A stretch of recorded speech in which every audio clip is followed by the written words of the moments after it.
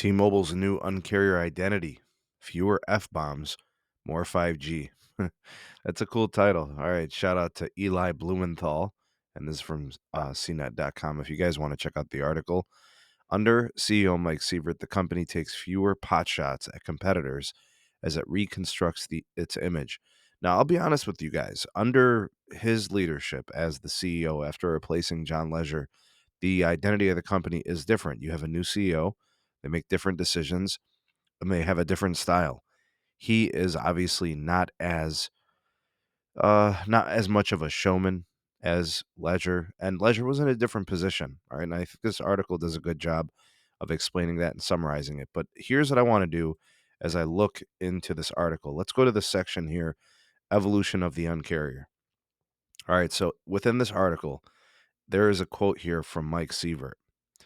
Sievert, for his part, isn't about to let anyone forget about T-Mobile or its earlier Uncarrier moves. His quote, "Not only am I focused on more Uncarrier announcements in the future, but I'm also focused on making sure everybody knows the ones that we've already done because they are still here and they are still differentiating." So I have to disagree. The ones that have already happened and take place, he must feel compelled to remind people that he was a part of them or he was the executor of them. Things that you've done in the past, I don't know if they're really game changing. I do like the taxes and fees. I think that's meaningful and important. Price, arguably, or actually data probably proves it, the most important decision for most people in choosing a carrier. So when they do that, that probably differentiates them. When it comes to content, the failed T-Vision situation, and then Netflix on Us was a game changer at the time, I will say. But now, like with Verizon, with all their media and all their content, how much does Netflix on Us really differentiate them? I don't know. But anyways, there was also some quotes here from friend of the channel, Roger Entner. He says others have picked up that pace because they were tired of being beaten by T-Mobile. He's speaking to the competitive landscape in wireless. And that is true. T-Mobile enjoyed incredible growth in the leisure era by just him being different and doing things opposite of what the carriers were doing. AT&T now has kind of been forced to do Un-carrier things like giving all customers the same deals on devices and switching and all of that as the new customers, which even T-Mobile doesn't do, which even Verizon doesn't really do. I think they ran certain promotions for short moments, but AT&T's been true to that. That's quite Un-carrier, right? And then also Roger says T-Mobile has become less hell-bent on Un-carrier moves, but the other two guys have picked up the slack. Overall, the consumer is benefiting. It's just that the center of innovation has spread out. I totally agree with Roger here. This was an opportunity for T-Mobile to take advantage of that when the carriers were moving very, very slowly and not really responding to what T-Mobile was doing. But now that T-Mobile's a bigger company, they can't really do those same things.